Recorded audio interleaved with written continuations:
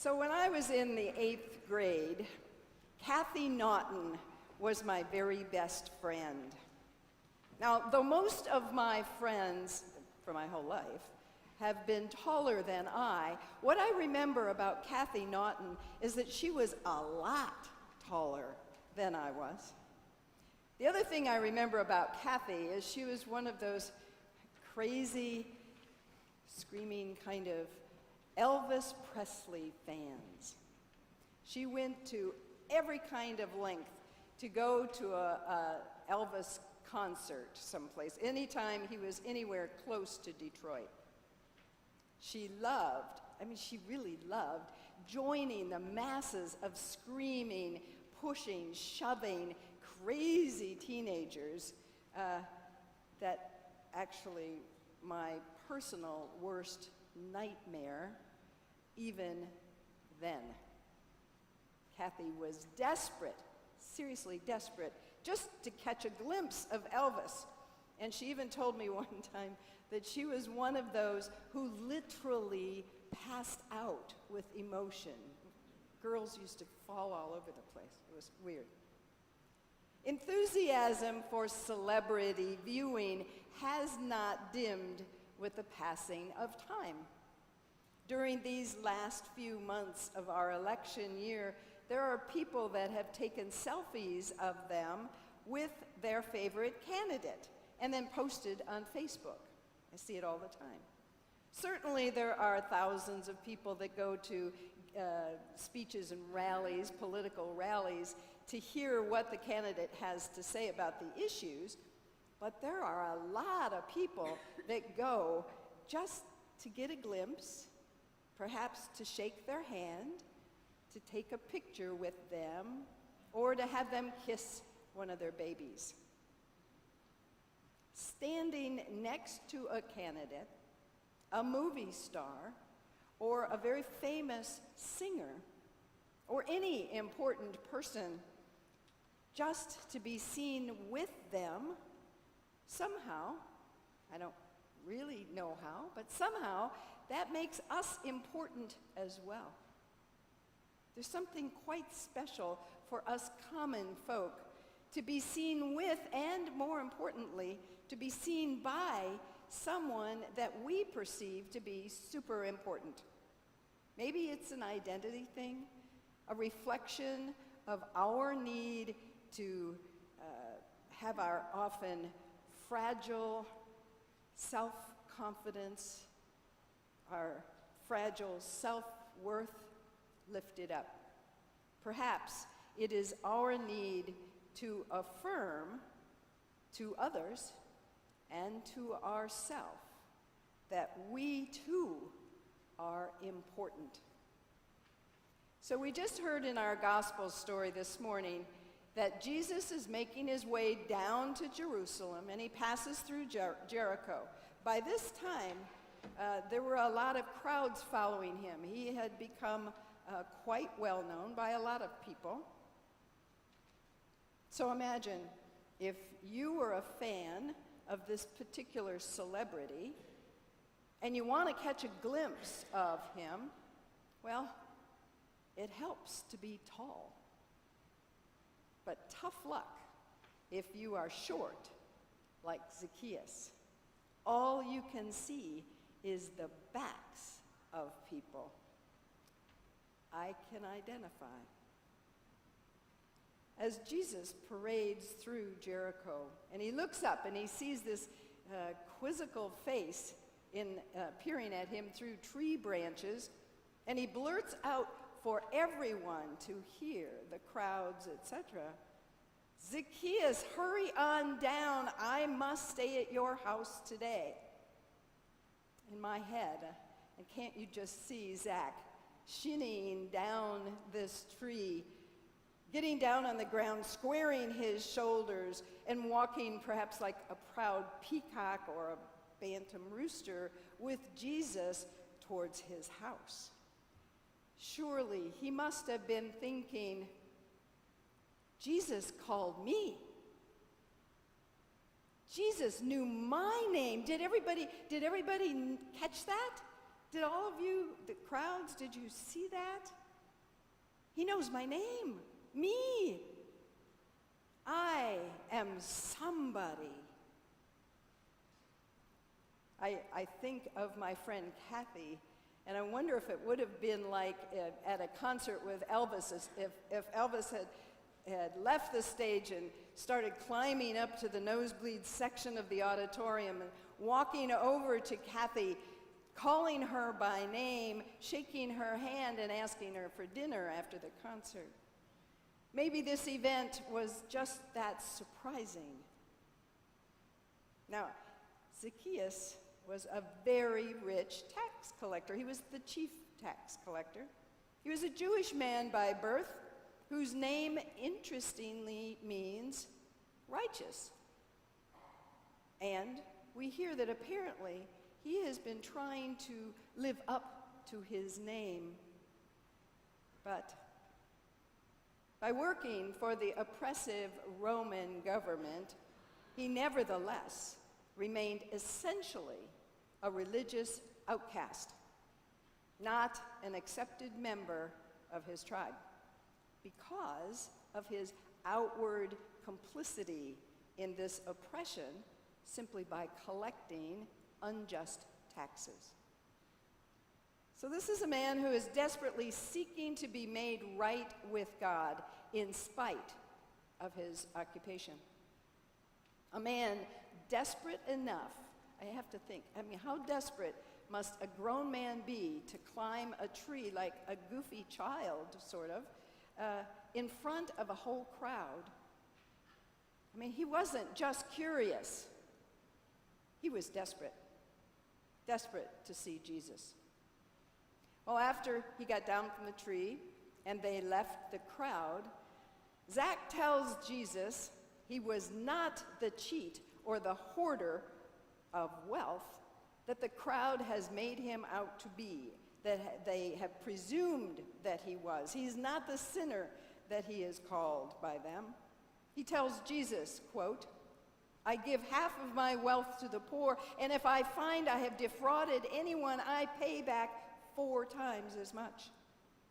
Of course, he is implying that since I have not defrauded or hoarded, I am therefore a righteous man following the law.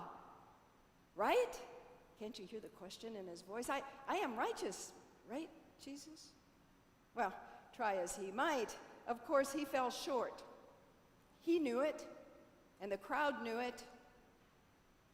Zach was just like the rest of us. We all know the anguish of not easily comprehending issues that are so complicated, large-scale problems. And if we do comprehend them, we find ourselves frustrated, powerless to do anything about it. We know the anguish, like St. Paul says in Romans, "For I do not do the good that I want to do, but the evil I do not want to do, this I keep doing." We are judgmental. We do cast the first stone, and often we cast the last stone in broken relationships. Sadly, we fall short over and over.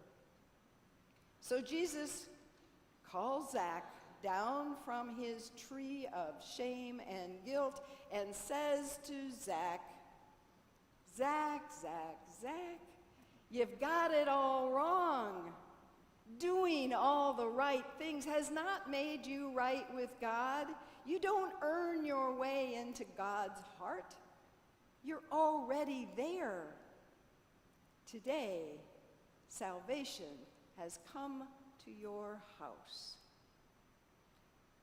So despite his effort to seek Jesus, Jesus was the one who found Zacchaeus.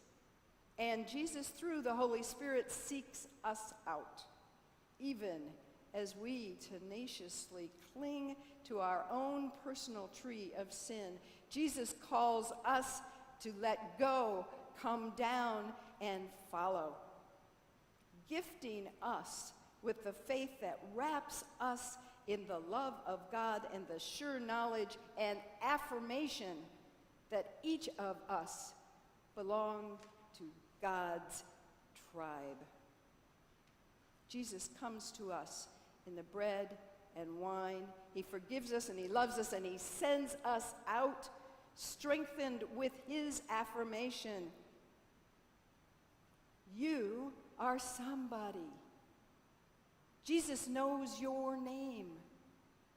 You are important. Believe it. Love is like that, giving each one of us the confidence and the freedom to be more than we ever thought possible, in spite of our shortcomings. Extraordinary. And, of course, we're both the receiver and the giver. Our gift of grace and love is given to give. God has wonderfully gifted each one of us exactly with what we need so that we can offer, we can give, we can affirm each other to be the love of Christ for the sake of the world. I pray that each one of you will be aware of just how important you are, not only to God, but also for the mission of God.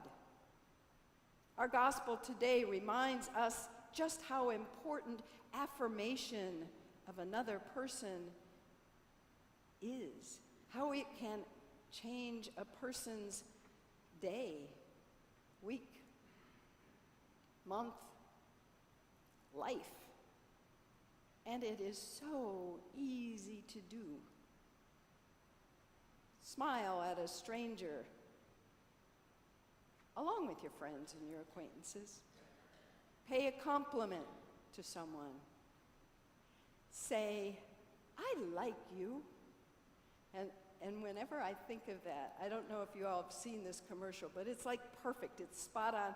A mother and a little boy are in a grocery store, and he's walking around, and he sees this older man, and he looks up at the older man, and he said, I like your face.